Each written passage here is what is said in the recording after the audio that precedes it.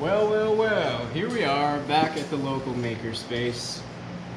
As with most of these upcycled build projects, there are multiple iterations that have to come out before we have an actual properly working product. And this is only episode 2. I'm hopeful for episode 2, but we'll see where it goes. But this is the prototype / original model for the original paint can stove that I tried to make. This is just a normal paint can, like this one, except this one's been through the ringer quite a bit, as you can see.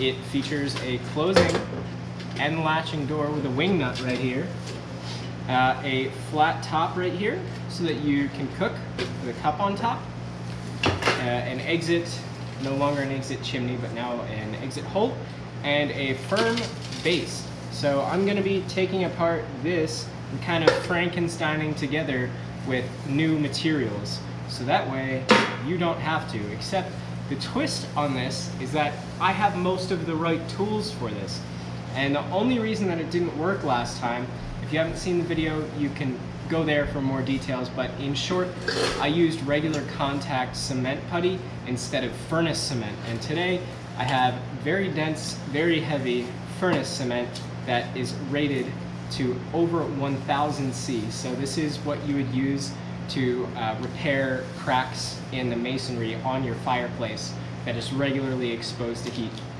Hopefully this will work, but I don't know. But this is why we test things outside. So first step is to break all of the previously burned and re-cemented putty off of here. Last time I had to use gloves to put it on, but you can see it's made of incredibly sound construction, and it's going to take some serious power tools to get everything disassembled. Let's get started.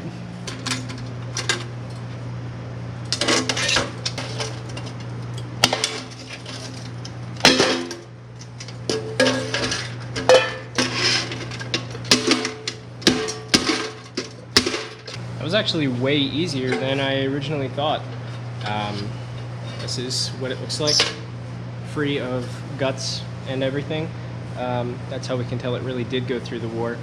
And you can see inside here, this little piece right here, if you listen, it sounds a little bit different than the other cement.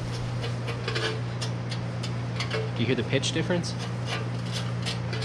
And the reason for that is because it's actually a different material. That's fire caulk. And that's what's used to spray in between drywall or in between 2x4s in a building to kind of seal around cables and everything to prevent a fire from advancing quite so quickly between rooms. So this furnace cement that we're going to be using today is actually the third material that I've tried to use. First was the fire caulk, which caught on fire, surprisingly. And you know, that face really didn't match what I said. I was actually genuinely surprised that it caught on fire.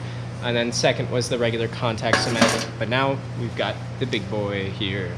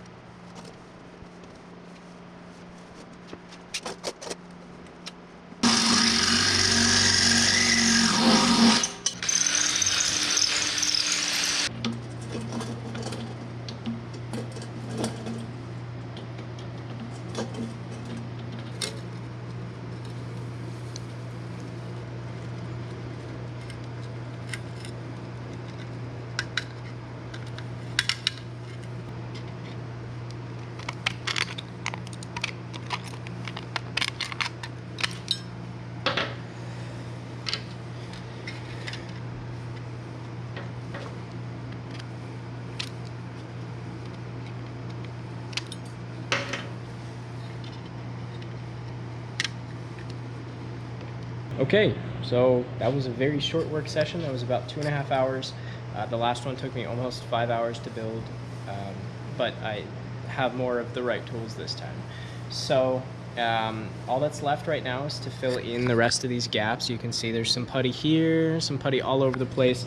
So I'm just gonna fill that in. You can't really see it on the camera anyway. And then the final step before burning will be to put that on here with a hammer, just like a normal paint can, and then stick this guy into here. Instead of going with 1,000 of these with the little gaps and everything, I'm just gonna try and go with this because this needs to go out the window of the car. That's why this is so absurdly long. But this putty needs to cure for 24 hours and I need to do several phases of that. So I suppose I will see you on burn day. This is a new industry trick on how to jumpstart your fire if it's looking a little low.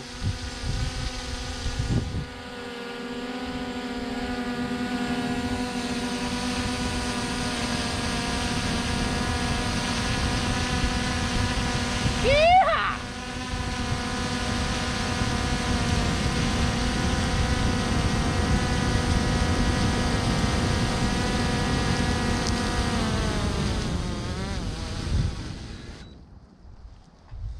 Beautiful.